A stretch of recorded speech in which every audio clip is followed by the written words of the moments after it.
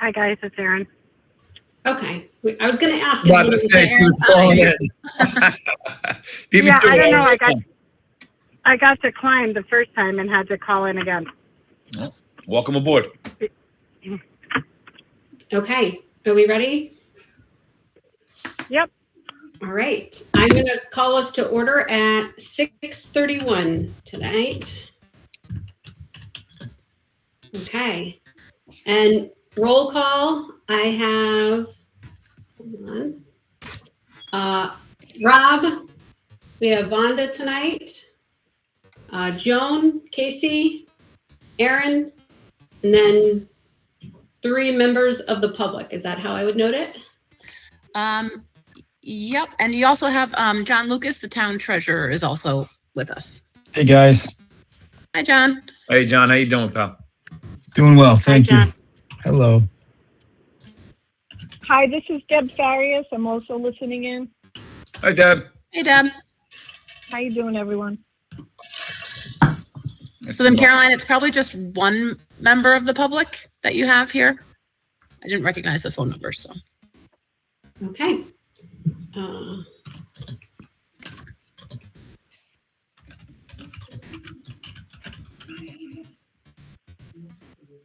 Okay.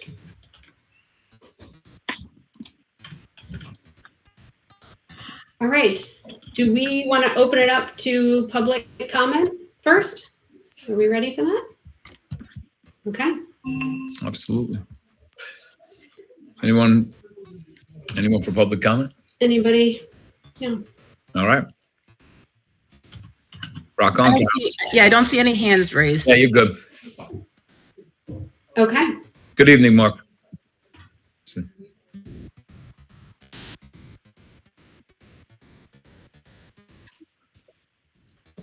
No problem.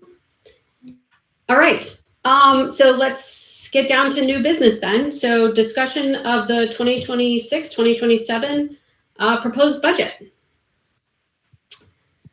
So I don't know, Casey, if you wanted me to start and kind of share some of my high level thoughts coming out of yesterday's roundtable first. Sure, Okay. absolutely. So first of all, for those who were there, I thought it was a great session. Actually, we had folks from the public come and share feedback with the folks that were there from the board and from the administration. There were some great questions around how the budget is delivering results and linked to the strategic plan of the district. Really well-informed, educated questions.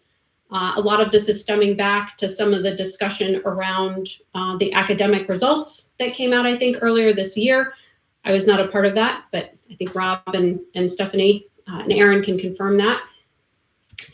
So I am thinking about taking a slightly different approach to the budget process. I know we have an open document that we've been using as a board to ask questions of the administration, which I think the document is actually filled with a lot of great questions and a lot of great proposals, honestly. But walking away from the session last night, I think that document could be useful in driving the strategic conversations forward once we have a new super in place, honestly. And I think they can drive the conversations of, a very different budget cycle for the following school year, in my mind. And again, anybody else is welcome to weigh in. They're very, new into role. No, Caroline, I'm sorry to cut you off. No, I think that is a very, very good idea because a lot of the things, and I've spoken about as well. And I'm in agreement with you on that. So. Okay. And I know Aaron's on the phone. Aaron, I want to thank you for all the questions and comments in there. I'm not, I don't want anybody to feel I'm invalidating any questions or comments or concerns that have come in. I think our task at hand for this year is to propose a budget that is manageable and digestible to the town, given some of our contractual increases that we have to fund. right? And those are obviously in our largest buckets, the salaries and the benefits at this point with the new information that came in around the healthcare. So with that being said, if there's no objection, I think, Casey, you have been filling in responses, which, the board can take a look at all the responses and start to digest that information. But I want to steer us away from going maybe line item by line item through that in this forum, unless there's any objection. Yep, that sounds good, Caroline. And you're right. I did add a bunch of answers into that document today. There still are some that I need to get to, and I will continue to work on that. And hopefully, at least all the specific budget questions regarding why did this account go up this much, or what is the driver and this increase. I will try to get to all of those before our next meeting, which is Tuesday, because I know we'll have this the proposed budget on our agenda for our regular meeting as well. So you can keep looking in there, and I will have at least all of those current proposed budget questions answered in there. Okay, awesome. So I'm gonna share something else on my screen that I've just put together for my own mental clarity, kind of around the budget. Can everybody see my screen still? Oh no, never mind. I have to share particular documents. Hold on. Hold please.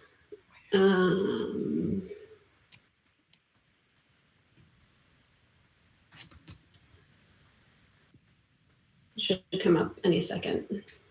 Yep, it's there. Okay. So the column A is the large buckets basically that we have in our budget binder, right? They're in that legal size paper. Our Board of Education is familiar with that. So I pulled those numbers. One, I'm curious if we have all our actuals year to date. I'm not sure. I'm sure you have those, Casey, but I don't know if you have those tonight. And then I put in our increases, for both inflation and contractual. I have questions around which are inflation and potentially controllable versus contractual, right? I have the healthcare costs, for example, under contractual. And then we have our new investments, which are around a few headcount, some of the stuff in technology, right? And that landed us at the 5.99. And I know that's adjusted a little bit down, Casey, from the new healthcare costs, but that's, and so walking away from the budget roundtable and a lot of the commentary, this 3% is my own mental kind of hurdle, right? We've had traditional budget increases, I would say, between the 3% and 4% historically, correct? I remember reading that or seeing that presented. And so my intent is hopefully to spark discussion tonight on how do we get closer to that mark again and hold a budget that's status quo, but doesn't impact education, learning, our students, or, our staff. So that's kind of my pitch. Well done. So, Bitch. okay. So I'm going to hand it off to potentially Casey. Vonda, I know we can't talk through maybe in line item detail specific ideas, but are we aligned kind of to this thought process and strategy? I absolutely am, Caroline, and that's actually the philosophy that I used when we developed this budget. As a part-time interim, I was very clear that my role is not to bring in the new ideas. I actually don't think that that's fair to a new superintendent because they may have different ideas that align with a strategic plan in a different way than my ideas would align. So we really tried very hard to keep in mind, our administrative team has really good suggestions perhaps on how they might want to see their buildings staffed and whatnot. I'm not always 100% sure that money in staff is the answer to increase student learning and achievement and growth. I think that there are other strategies that we can use, but in the meantime, we tried to create a budget that was respectful of not adding a bunch of things, and yet adding what we felt was most important to open the doors and meet student needs. So without even adding anything at all, no microscopes, no TESOL teacher. Just the increases in staff salaries and insurance, I believe, was about a 4.5%. And that's just those two pieces. That's not, and Casey can jump in on this in a little bit, but that's not increases in fuel or electricity or paper or anything. It's like 4.5%. Just to maintain the required salaries and insurances. And that's steep, and when I looked at CASBO released, and I know, Casey probably saw it too recently, like within the last couple of hours, the percentages that different towns are asking for. Not many towns have filled it in because it's still on the early end, but the requests, the asks of the board are all in the 3.5 to 5, 6, 7. They're high. And I think they're high because we're looking at some inflation costs that are high, but be that as it may. So when I look at your 3%, do I think it's reasonable and fair? I think we do want to keep this budget as tight as possible so that when somebody new comes in, they have a community that doesn't feel overburdened, and would welcome perhaps a different percentage next year. Yeah.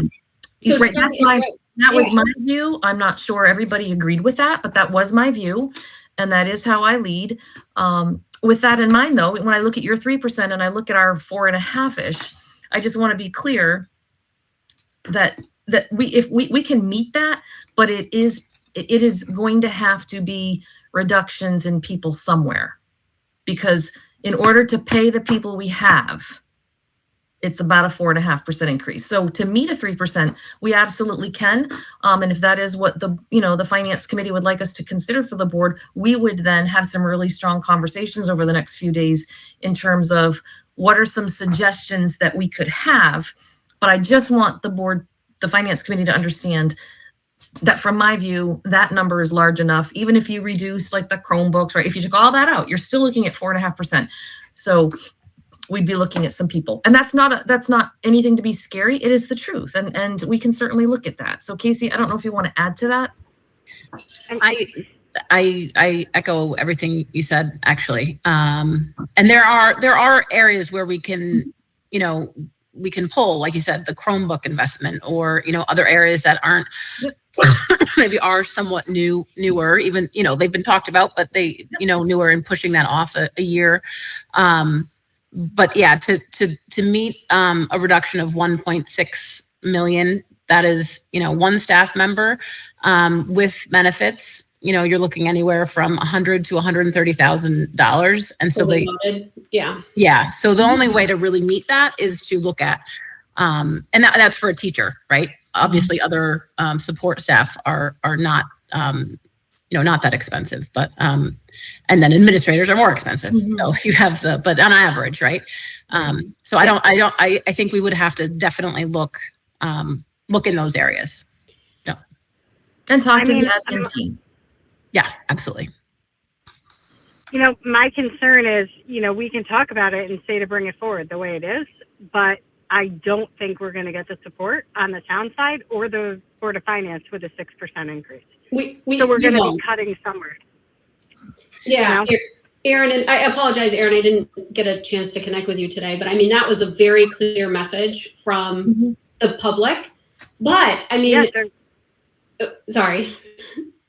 No, go ahead. I was going to say the flip side of that message, though, when we were talking, we shared a lot with the public about, obviously somebody new coming in, we have to realign the strategic plan, the vision. The ask for next year, which seemed receptive to the people in the room, was there may be a larger increase attached to critical strategies to drive some of these improvements that we're all desiring in the district.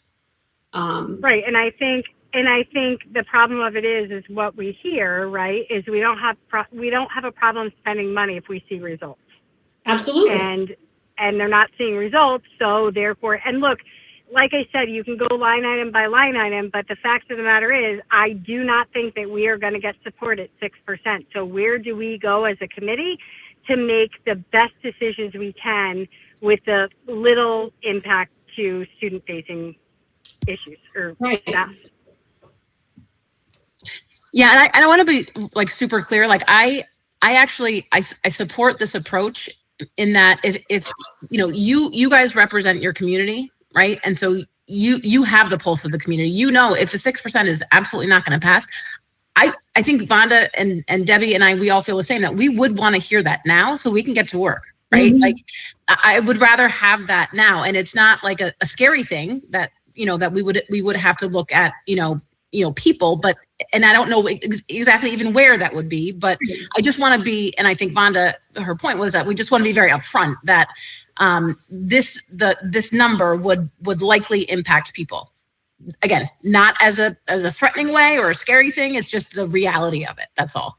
But again, I agree. It's great to put a budget forward that, does a whole bunch of stuff. But if it's not going to be supported by the community, it doesn't really do any good, right? So I completely agree with that philosophy. Right. And this budget was in the mid fours until the day before we presented it. I just want to remind the board that we did not push forward. Which is not fair, correct? Which is not really fair to you guys. Well, it was not 6% until the day before we had to present. Yeah. So does that mean that that 4.5% that you mentioned now really is 6% as like what the baseline is? Like Yeah, because it's another over percent that the insurance was like 600, an incremental $600,000 that wasn't accounted for up until, obviously that. Right. Yeah. Mm-hmm. I mean, I don't know. I think we have to, start thinking about, what options we have. You know what I mean? Because we can present 6%, but if they cut at the Board of Selectmen and they cut at, the Board of Finance, we're still having these conversations. So I don't know if we start walking through those motions now. Yes. Or yes.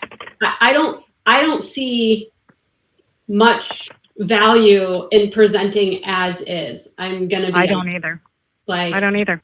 I'd rather start having the difficult conversations now than another month from now or 6 weeks from now, right? So that we can go in prepared and say we've looked at all of these options behind the scenes, and here's the impact analysis of it. Yep.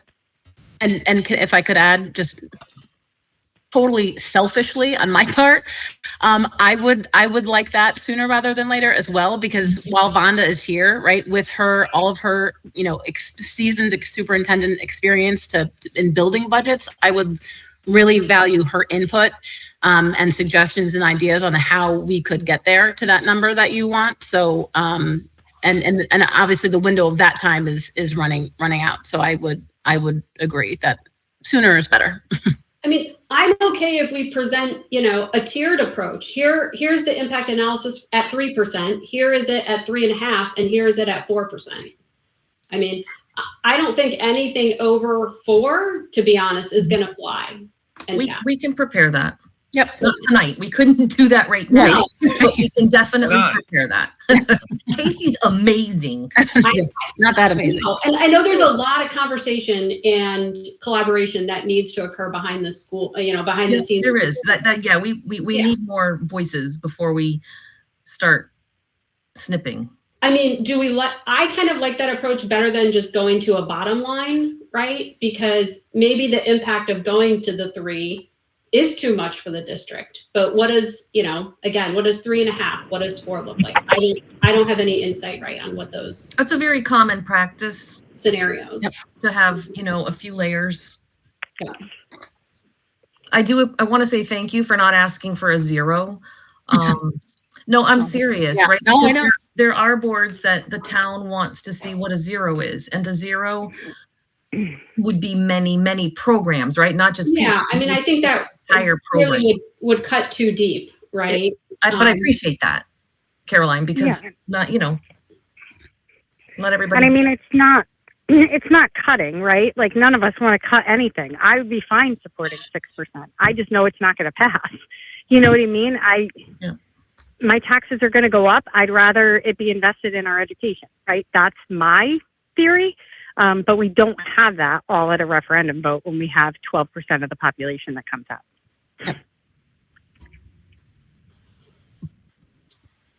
So that's what I had. My other comment, specifically around the resourcing, right? The ask on the TESOL and the 2 paras. I don't think it's it's not up to the board who we need to hire, but, my recommendation is, it would need to, at a minimum, be headcount neutral, right? So if we need more skill sets in one certain area, or, teachers or educators in one certain area, I think we really need to look across the board for this year. Again, open to everybody else's feedback on this. This is just my, synopsis. So. No, I'm trust me, I'm listening and taking all. It's and I 100% respect it, and I love this sheet, by the way. I think it's awesome. I'm sitting here trying to just rattle my brain over it too, to figure out how to do it without making cuts. Like cutting people, it's tough. It's a big number. It may come down slightly just because of insurance adjustments and things, but we as for the insurance fund, Vonda and Casey, and again, I know you've done this, but what does shopping around look like for a district? Like, what does that entail? And I'm assuming you got the best possible rate. So, I don't really know how it wouldn't happen for this year, Rob. It wouldn't happen for this year. Right. Gotcha. When is that contract up, just for note? So it is renewed annually at this point, and we can go out separately from the town. So we are on the same plan as the town, but we are in different contract. We have our own contracts. One of the layers to shopping for insurance is also that in our collective bargaining agreements, there is language that says if we were to move off of the state partnership plan, that we do have to offer comparable coverage and benefits, which will undoubtedly be expensive. Some of the other insurance increases that I've heard from some of my colleagues around the state they're looking at 22% increase in health insurance for less coverage than what we offer our employees and stuff like that. So I think health insurance overall is really a difficulty for everyone this year. Not just in education. It's not good in industry, other industries either. I will share. Right, so ours went up 28% this year. Yeah. So it's an issue across the board. Then it's almost like, well, what are we supposed to do? If everyone's facing it, it's like I don't know if that's the best explanation for it, but it's more along the lines of what are we supposed? How much more creative can we get, like you said, without cutting people? Because cutting people, as we know. I think for next year, right, we don't have a lot of options. After that, I think we need to creatively problem solve and look at it. I have no idea what healthcare options could look like in the education industry. And I know they're contractually bound, right? When you do the 5 whys exercise, when you problem solve, right? You go back to that. Is it, in the next round of negotiations, we have to have conversations around health insurance. These increases, if we see it again next year, are not sustainable for the town. That's true. Yeah. But again, I would love to be able to take, again, all of these ideas, things that have come up at the roundtable, questions that are on, within that document, and have a really good, brainstorming session around how do we strategically plan going forward? Where are the projects maybe we could initiate cost savings? Where are the projects, associated with driving the strategic vision with new programs, new endeavors? But right now is just not, it doesn't make sense to try and vet that out. And, I also, if I may, I also just want to share that we can definitely come back with tiered options. I don't want you to think or feel like you're staying in one place if you pause on a lot of newness for a year, because really what that's going to give, and Debbie's working really hard with this, is helping groups of instructional leaders and administrators really look at learning and information and data to try to figure out what are our highest leverages at each of the schools that can move learning. And if she's really bringing up that level of expertise this year, that will inform better decisions next year, right? So I just want you to know that we've put a lot of thought very deliberately in how to unfold this in a purposeful manner. So in my belief, I do think that your TESOL teacher is absolutely needed. But again, we can certainly look. I understand what you're saying, Caroline, is okay, if you need that, what do you not need? And I think my administrative team would tell you that I told them the second time they came into our budget conversations, what did I say, Casey? I said, come in with your ask in one hand. Yep. And what you're willing to give up. Yep, I did. Nobody had anything in that hand, Caroline. That hand was empty, and I don't operate that way. So, you know, they won't be surprised that we're back at that question. I think, you know, the message, the high level message, right, during the roundtable was like, we are in a state of transition right now, right? We are learning, right? So it's transition, but it's also learning. It's learning, right? We are, you know, we will be bringing in a new leader, right, for this district, and we need to give that individual due time to make some assessments, you know, get their feet wet, and, you know, collaborate on how to really move forward. And again, the budget, I envision the budget discussions this time next year looking very different than how we're speaking today. I would agree. And also, you know, I'm glad that you said that the person's going to need time, right? You know, we're upset about test scores that were provided from last May and June, right? So, and those test scores have not been strong for the past several years. That's not a new thing. And so if it's taken years to be there, it's going to take more than a year to get out. So I hope that, you know, I know the board will, but I hope you remember that when you have your new leader, that at the end of the first year, we're not wringing that person's neck going, you know. No, I think we need to make sure that we instill, you know, progress monitoring. Are we getting better over time, right? And so to your point, Vonda, I've been on a lot of projects in a lot of different industries, and a lot of these problems take years to get to the level that they need to be fixed, right? And they're not going to be fixed overnight, but we need to be taking those steps, consciously taking those steps with every work stream, right? The budget is one work stream, right, in the district. So. The question too is, we talked about no new investments or no newness, right? But we're talking about.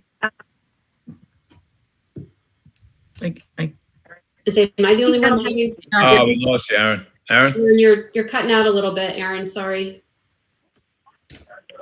Is this better? Yes. No. For a second it was. Almost. Is it better? No. That's better. I think so. Okay. Some question is, we're talking about no newness, right? Or eliminating newness, but we're talking about three positions that are new, that are going to be federal. I can't hear anything. I'm sorry. I can't either. I'm sorry, Aaron. We can't really hear you. Sorry. Maybe you could put it in the chat, maybe. I don't know. You're breaking in and out, or if you pull over, please don't do this while you're driving. Yeah, please. Potentially. Yeah, that's my specialty when I'm on the parkway. Yeah. Oh. We can give her a minute. I don't know. I'd like to open it. Are there any other, you know, comments, concerns around this, you know, this viewpoint on it? My only concern is how to fix something that seems to be impossible, in the sense. No, I don't like to use the term. I know that nothing's impossible. It's not impossible. It's not impossible. It's just the whole losing of people is a tough one. It's not going to be pretty, Rob. Like, it's not. But that's a tough one. But we can. Caroline, I'm with you. I'm not. That's what makes it tough. You know, I'm with what you're saying, because none of these options may be palatable to the board, and they may say go with a 6 and see what the town says. That's the board's decision. Right. You know, but you are at least trying to be cognizant that we have taxpayers that have to be able to handle this. Right. Right. Agreed. I agree. Rob, can you hear me now? Yes, I can. We can hear you now. Okay. So my question is, we're talking about, you know, maybe no newness this year. But my concern is, we're talking about newness in 3 positions that more than likely have different drivers, right? They have legal implications. So if we end up with a couple more students, we're going to be legally required to have that position, right? If these paras need to be hired for IEP compliance or IEP service hours, those have to be funded. So, you know, I don't see newness, right, in any of those positions, because we're going to have to do it by law. So, that's what's unfortunate looking at this budget is, I don't see those 3 positions as even being able to be reallocated because, or maybe they could be reallocated with what we have, probably not paras. We wouldn't be hiring them if we had enough, but I see like a para as compliance, right? I see it as delivering services that we have to give children. A TESOL teacher, we're almost there. I mean, we may be there by the end of this school year and hiring one to be compliant. Like where do we cut? Yeah, I think, Erin, to that point, I know I'm not personally, and I don't think anybody on the board is personally challenging the new roles. I think it's challenging, to Vonda's point, where is your not so needed position? I mean, I know these are really... Oh, it's hard. Yeah, I don't want you to think that I thought you were talking about that. I just see these 3 new positions as, right, a change in what we need to provide, right? What we were able to get away with last year, we probably will not be able to get away with. So, I mean, it's almost like squeaking out of somewhere else because I don't see either or any of those 3 positions being a negotiable. So, that's my concern. Agreed. So it sounds more like, I mean, those belong in the contractual or obligation column versus, a new investment as we think of some of those things, I think.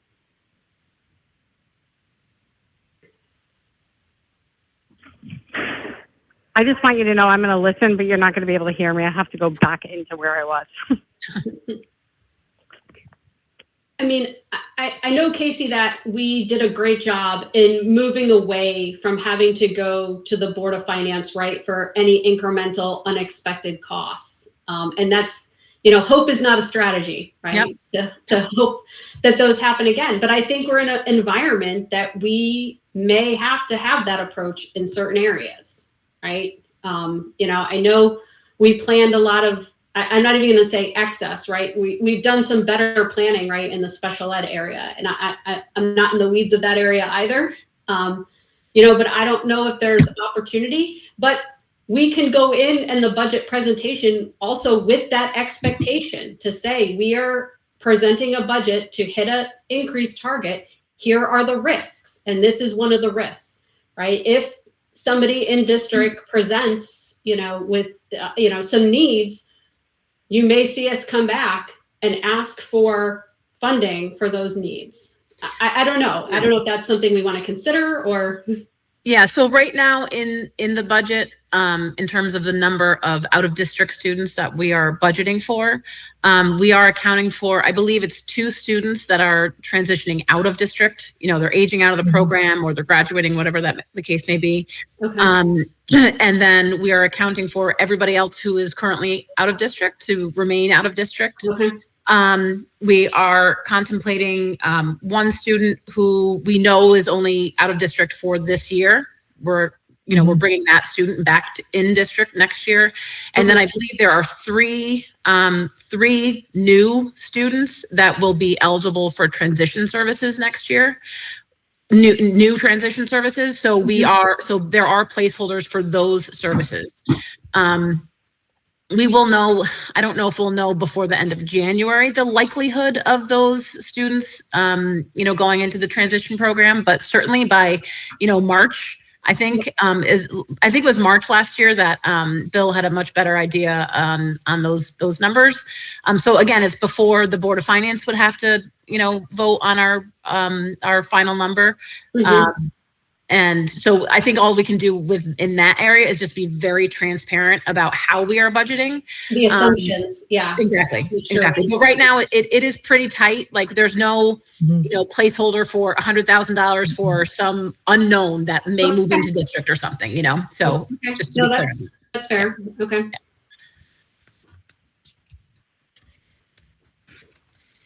Yeah. So I think Vonda and Deb and myself and our, building administrators and, department heads, I think we have some work to do and conversations to have, but I appreciate the direction that you're, that you've given us, right. And the expectation.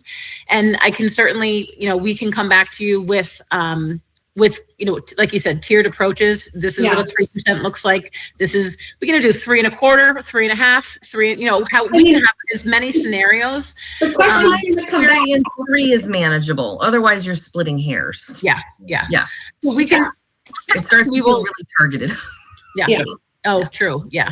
I mean, I would prefer that, because the question's going to come when you come back to the 3. We're going to be like, all right, well, what if we had, another $500,000 or another 0.5%, right? That we could.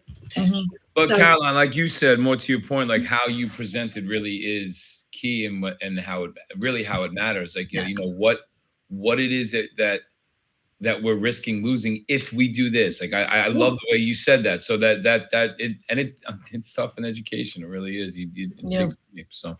I mean, there's going to be an impact. But, yeah. We have to know it, then we have to align to it, and then we have to communicate it. And it's ultimately the community's decision. Correct. Yep. Good point. All right. So you're looking for 3, 3.5, and 4 for Tuesday. I just want to be clear on our charge. If we can get it that quickly. We can try. Sure, absolutely. We can try. That's all we can do is we can try. That's not a promise, but we can try and see what we come up with. Yep. Okay. I mean, I fully expect this is going to take some time and a lot of conversations, so for sure, love for an update on Tuesday. Yes. I mean, and then we have another scheduled meeting on the 15th as well, correct? Right. Yes. Yeah. Thursday. Yep. Okay. So, yeah. All right. Great. Okay.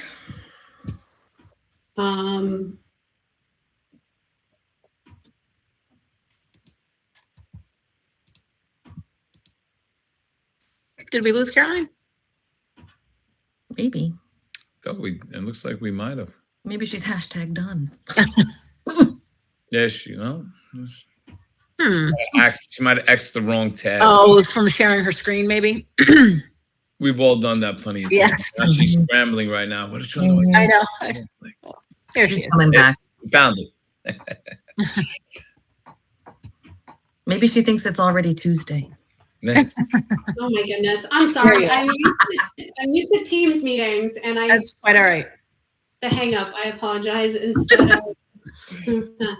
Instead of the stop sharing. Yep, that's okay. Okay. I guess the only last question is if there's any miscellaneous business, correct? Yep, and I don't have any. I don't have anything either. I don't know if anyone else does. All right. Okay, so it sounds like we're clear on the actions. Yep. Takeaways? Absolutely. Yeah. Okay. Are we ready to adjourn? Okay. You don't have to ask me twice, Caroline. Absolutely. I'll even give you a thumbs up. 2 thumbs up on that one.